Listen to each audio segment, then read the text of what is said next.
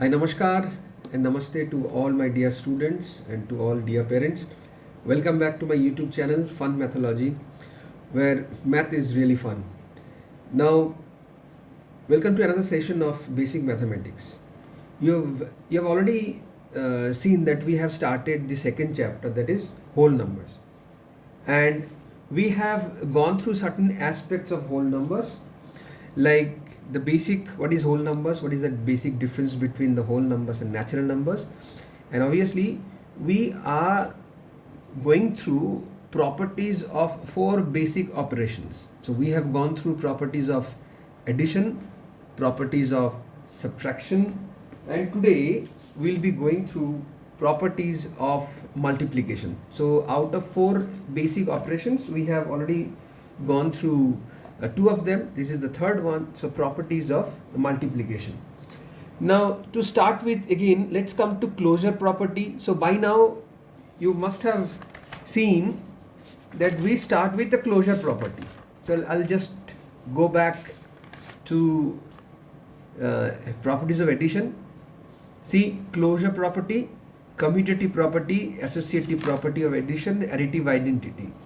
In properties of subtraction, we have seen closure property, commutative property, associative property, and a property of zero.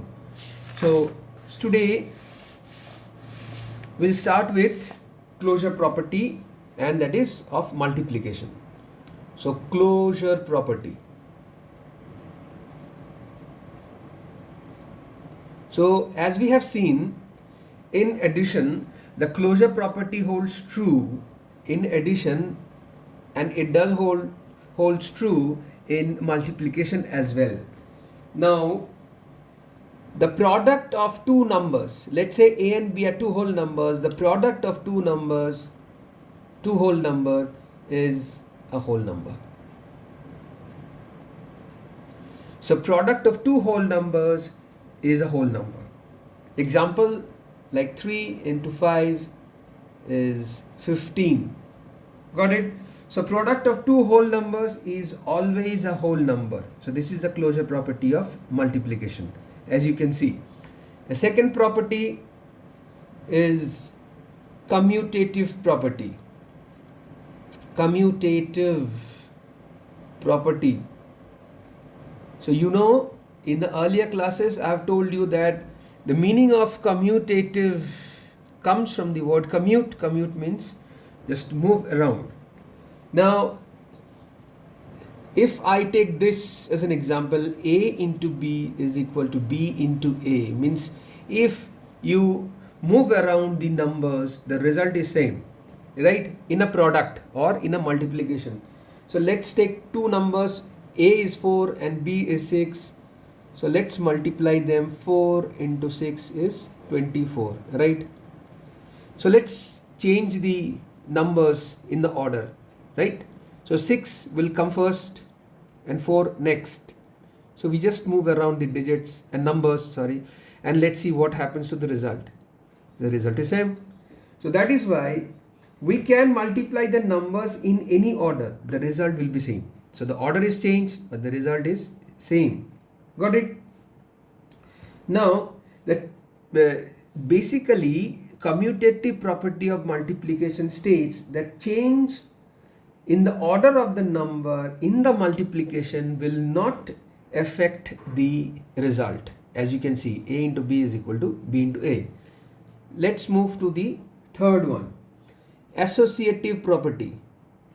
Now you know by now associative property. Now by now you know that associative, the word associative comes from associate, means to group. Let's see, we'll take three numbers here, a, b and c.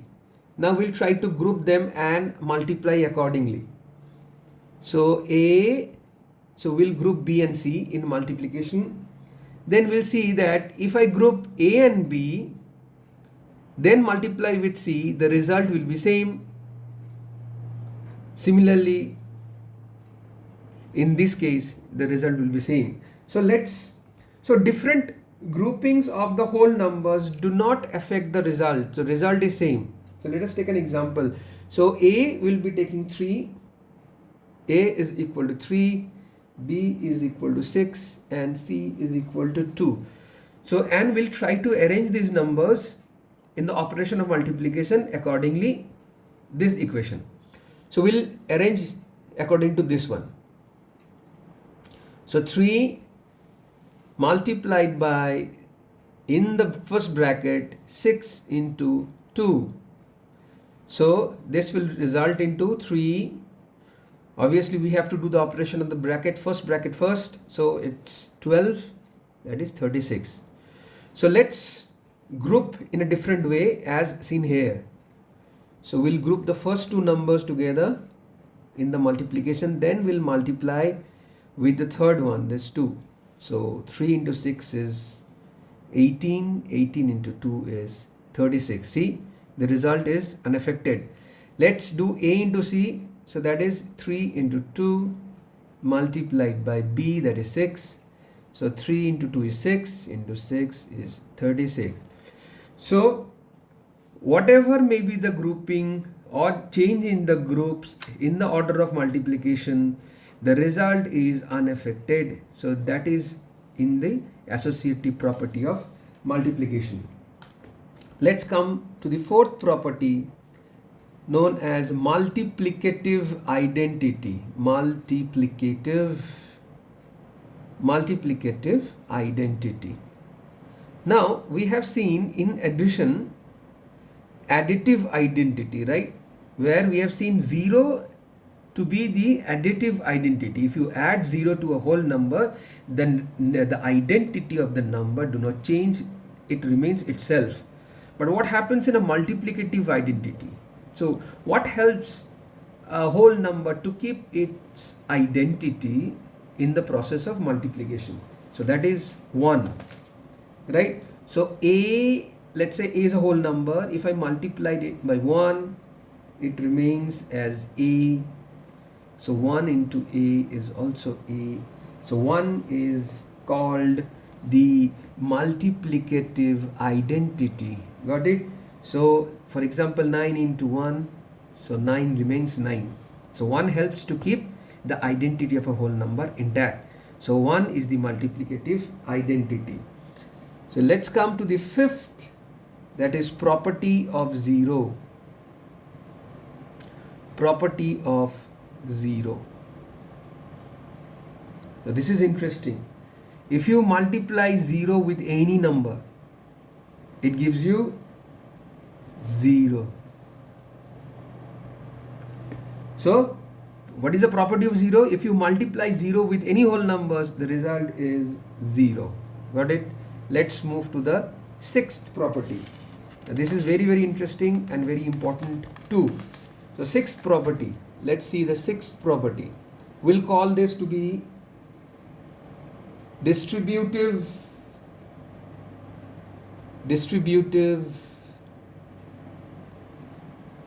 property of, obviously we are doing multiplication, so multiplication. So distributive property of multiplication over addition or subtraction. Now what is this? What do we mean by this? We'll see in a while. See, I'll take an example. 5 multiplied by 6 plus 7. So we'll be going through distributive property of multiplication over addition. Now see, 5 multiplied in the first bracket is 6 plus 7, right? Now we can distribute the multiplication over this addition. In what way? If it is written in such a way, so we can distribute it like this: 5 multiplied by the first number in the bracket plus 5 multiplied by the second one as given in the bracket. So it gives you 5, 6, 30 5 multiplied by 7 is 35. It gives you 65. See, if you add this up,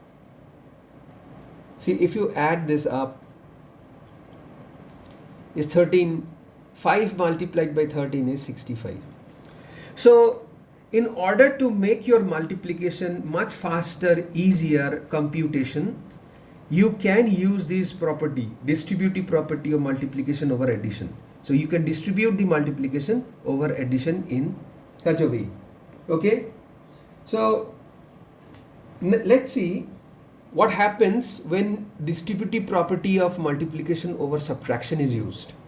So we'll take a subtraction. So 8 multiplied by, in the first bracket, is 11 minus 5. In a very similar way, you distribute this over this and this, right? So 8 multiplied by 11 minus 8 multiplied by 5, that is 88, minus is 40, which gives you the result as 48. See, so if you do this, like for example, this is 6, so 8 multiplied by 6 is 48. See, but why we are doing in such a way? Why are we taking the help of distributive property of multiplication over this addition and subtraction? To make your computation much faster and easier in certain cases. We'll see. We'll take certain problems and we'll see how to apply these concepts there in solving the problems, right?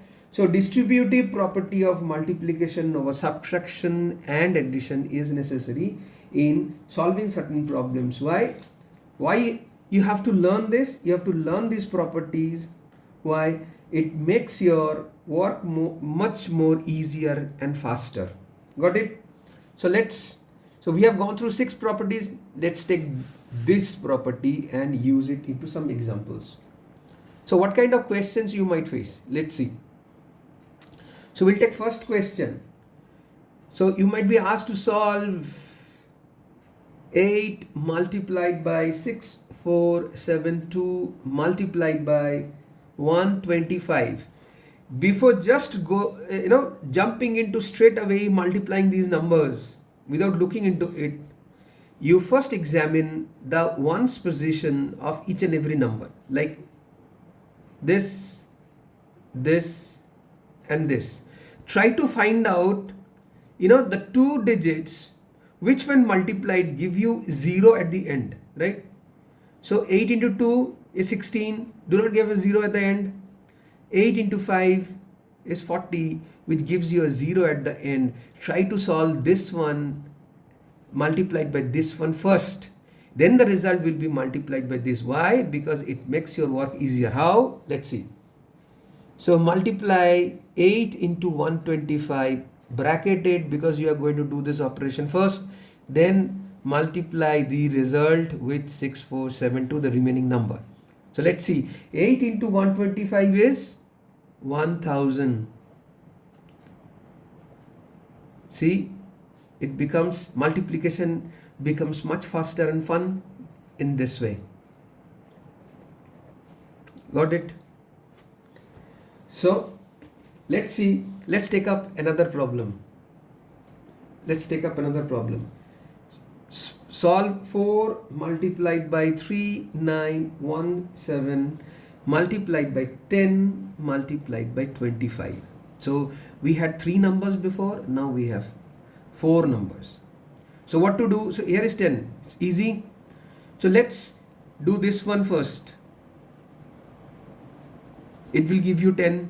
Why? Because 40. So at the end you will get 0. So let's do this one and leave the other numbers as it is. 40 into 3917 into 25. So see, it's very evident if you multiply this and this. See, 4 5s are 20, so you'll get 0 at the end. So let's do this operation first. 40 into 25 within the first bracket, then leave the third number as it is. So 40 into 25 is 1 1000 into 3917, it comes down to 3917000. See how easy it is to multiply so many numbers at a much faster pace, because once you know this property, you can do the multiplication in a much faster way. So let's take few more examples. So let's move to example 3, right? So let's take another problem. 517 multiplied by 15. You might face a problem such as this. This is very interesting. Plus 517 multiplied by 57.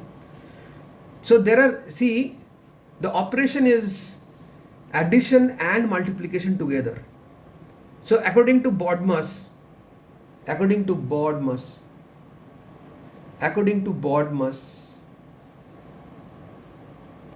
so bracket of division, multiplication, addition and subtraction. So what do you do? So if you do not know the tricks and the properties, you straight away jump into multiplying this and add them up, right? So I'll insist not doing that. Why? See, so there is certain thing. See, a number is there which is repetitive in each of these sections of multiplication. 517, 517, 517, right? So let's, according to the distributive property of multiplication, see for example, I can reverse this, right? See, 5 into 6 plus 5 into 7, as I did. See, it can be written as this. So 5 is taken common, 5 multiplied by 6 plus 7. So you can rearrange this one into this one. So we'll use this trick here. So we'll take 517 multiplied as common, okay, and in the bracket we'll write the leftovers, 15 plus 28 plus 57. Got it? So do the addition first. So if you add 15, 28 and 57, so you will come down to, so let's see,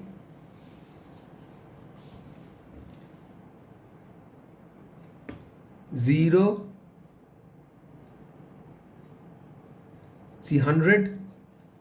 Now it's easy, right? So 51700. See how easy it is if you know certain properties and tricks in doing multiplication and both the operations once given, right? So let's see, let's do another problem, right? Let's do another problem. You might be asked to find, let's see, find the product using distributive law. The teacher might ask you to find out the product using distributive law. For example, 415 multiplied by 103. Oh, it's such a big number and a difficult number to multiply. No, it is not. Once you know the trick, see, try to express any one of the number, which one is easier for you to express in terms of 100, addition of 100 or subtraction of 100. Let's see. So I can express this number in terms of addition of, in terms of 100 as an addition. See, 100 plus 3 is 103. Now you see the stage is set to use the distributive law. So 415 multiplied by 100 plus 415 multiplied by 3, it gives you 41500, and this one is 1245. Now if you add them up, it comes down to 42745. Okay, let's take another category of problem which might lead to subtraction here. So 221 into 95. See, I can express this in terms of 100. How? 100 minus 5. Again the stage is set to use the distributive law over subtraction. So go ahead, 221 multiplied by 100 minus 221 into 5. That gives you 22100 minus 1105 gives you 20995. So these are the details of the distributive law over addition and subtraction, right? So today we have completed properties of multiplication. I guess you have followed it. It's a very simple one, and these are the examples of the problems that you might face here. In the next class, we'll be touching down properties of division in the next class. So for now, thanks for watching, and thanks for watching my videos. If you have any problem, any questions, put those in the comment box. I'll try to answer them as fast as possible and as soon as possible. Thanks for watching and have a great day. We'll soon meet in the next video. Have a great day.